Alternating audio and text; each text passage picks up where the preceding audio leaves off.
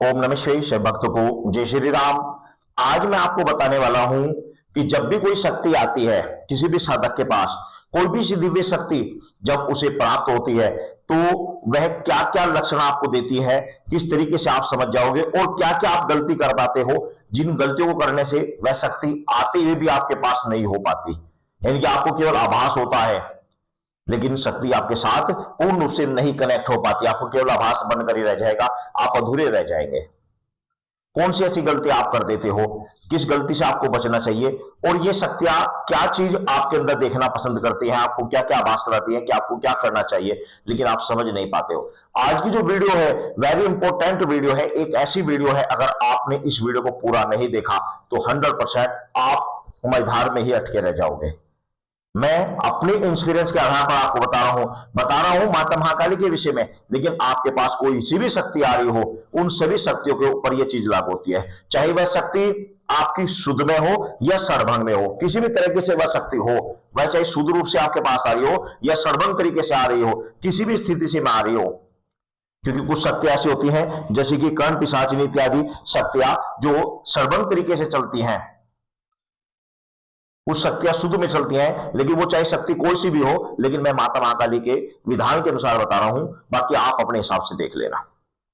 सबसे पहले जब भी किसी भी साधक के साथ कोई शक्ति जुड़ती है, चाहे माता महाकाली की ही हो या मां भगवती की हो या अन्य कोई भी शक्ति हो, सबसे पहले अगर वह शक्ति शुद्ध रूप से है, पूर्ण रूप से शुद्ध रूप से है, तामसिक शक्ति नहीं है, तो वह आपके अंदर पूर्ण शुद्धता आपके अंदर देखना पसंद करेगी। पूर्ण शुद्धता, शुद्धता कैसी, अब शुद्धता के विषय में समझ लीजिए। शुद्धता का मतलब है कि आप चरित्रवान होने चाहिए।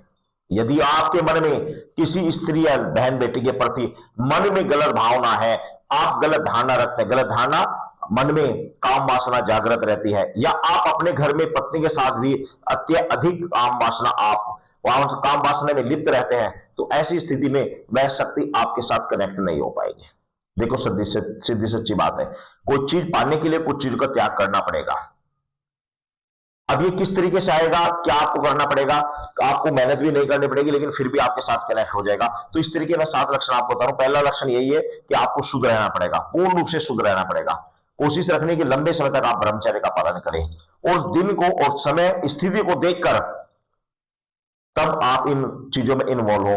एक बात और मैं आपको बता दूं कि यदि, बहुत गहरी बात बता रहा हूं, मैं आपके जीवन की गहरी बात बता रहा हूं, आज तक मैं गारंटी से कह सकता हूं कोई भी यूट्यूबर ने या किसी भी भगत ने अगर आपको यह बात बताई हो, बहुत गहरी बात बता रहा हूं, अगर आप पुरुष हैं या आप महिला हैं जो भी मेरी वीडियो देख रहे हैं, अगर आपके पास शक्ति आ रही है और आपका जो पार्टनर है यानी कि आपका पति है या आपकी पत्नी है, अगर वो चाह रही है आपसे सेक्स करना, वो चाह रही है, आप उस समय कर रहे हो, तो उसका तो कोई प्रभाव नहीं पड़ता। परंतु यदि वो नहीं चाह रहे हैं और आप कर रहे हैं तो इसका प्रभाव पड़ेगा बहुत ज्यादा। ये ठीक नहीं होता। ये जो आप करते हो ये अशुद्धि के विचरण में आएगा। यदि दूसरे की भी सहमति से आप कर रहे हैं तो कोई दिक्कत नहीं है, परंतु अगर आप उनकी बिना सहमति से, अपने पति या पत्नी की बिना सहमति से कर रहे हैं तो ये अशुद्धि की शरण में आता है। ऐसा अगर आप बार बार करते हैं तो ये अशुद्धि मानी जाती है। सबसे पहले तो ये शुद्धि पसंद करती है, सबसे ज्यादा शुद्धि पसंद करती है। दूसरा लक्षण कि जिस साधक के पास शक्ति आती है शुद्ध से, वो सच्चाई पर चलना प्रारंभ कर देता है, झूठ का साथ छोड़ देता है, झूठ के पीछे उसका मन नहीं लगता, सच्चाई की तरफ अपने आप ही बढ़ने लग जाता है। और जो तामसिक शक्तियां होती है वो झूठ का भी सहारा लेती है और गंदगी भी में भी वास करती हैं। गंदे व्यक्ति कैसे भी हो तो उसके पास भी आएंगे, उसने दारू पी रखी कुछ भी रखे तो वो गंदे तरीके उसके पास आ जाएंगे, वो पूर्ण रूप से आएंगे, कोई दिक्कत नहीं है। लेकिन जो शुद्ध रूप से शक्तियां होती हैं वो उसकी शुद्धता को देखना पसंद करती है। परंतु यदि तामसिक शक्तियां जैसे कि कर्ण पिशाचिनी पिशाचिनी जिनको, या फिर यक्षिणी या फिर पर्याय इत्यादि जो गलत तरीके से आपके साथ आना चाहती है, तो आप काम भोग रहे हैं किसी अन्य के साथ में, तो ऐसी स्थिति में भी आपके पास आ जाएंगे वो, लेकिन वो फिर आपको निचोड़ देंगे बिल्कुल ही वो। तो इसलिए हर क्षेत्र में आपको पूर्ण रूप से शुद्धता रखना अति आवश्यक होता है।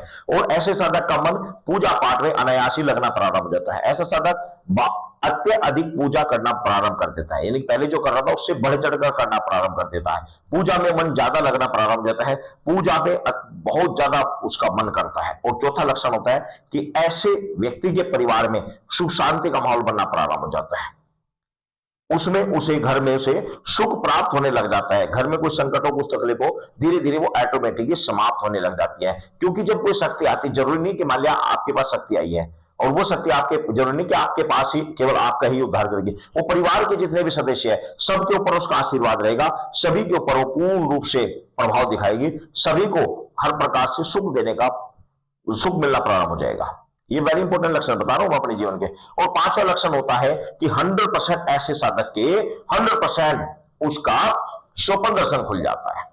जब भी शक्ति आपके साथ करना, आपका स्वप्न दर्शन खुल जाएगा। ये वेरी इंपॉर्टेंट विषय आज मान लो, आप समझ लीजिएगा कि उसको स्वप्न में उस देवता से संबंधित, उस देवी से संबंधित स्वप्न उसे दर्शन होना प्रारंभ हो जाएंगे। स्वप्न में उसे वो उससे संबंधित क्रिया दिखनी प्रारंभ हो जाएगी। जब ऐसा दिखना प्रारंभ हो जाए तो अपने आप को ज्यादा से ज्यादा भक्ति में डुबा देना चाहिए और ज्यादा से ज्यादा भक्ति करनी चाहिए। उनके मंत्रों को ज्यादा से ज्यादा जाप करना चाहिए। जितना ज्यादा आप उनके मंत्रों का जाप करेंगे उतना ही ज्यादा आप निखरोगे। बस सीधी बात, सच्ची बात यह है, जितना ज्यादा मंत्रों का जाप करोगे, जो भी आपको मंत्र मिला, उतना ही ज्यादा आपके अंदर पॉजिटिव एनर्जी आएगी, आप निखरते चले जाओगे, शक्ति के करीब होते चले जाओगे।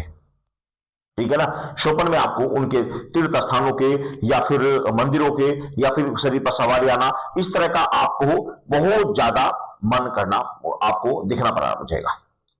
और ऐसा साधक, छठा नंबर होता है कि ऐसे साधक को जब वो ध्यान में बैठता है तो ध्यान में उसका मन ज्यादा लगेगा, ध्यान में उसे दिखना भी प्रारंभ हो जाएगा। कुछ पहले शुरुआती नहीं दिखता, शुरुआती दौर में कभी कोई परछाई दिखाई देगी, कभी कोई नीली पीली रोशनी दिखाई दे गई, फिर धीरे धीरे कभी मन लगा फिर हट गया, मन लगा फिर हट गया, मन लगा फिर, इस तरह से होता है। लेकिन ध्यान करने का मन उसका ज्यादा से ज्यादा, ज्यादा से ज्यादा, ज्यादा से ज्यादा उसका मन करना प्रारंभ हो जाएगा।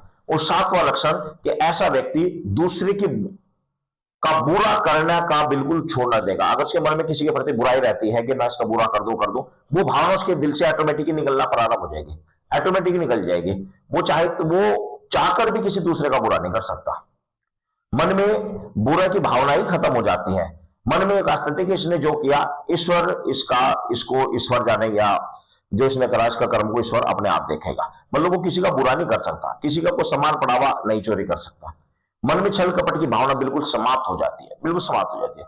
तो ये मेरे जीवन के 7 ऐसे लक्षण रहे जो मैंने आपके साथ शेयर किए।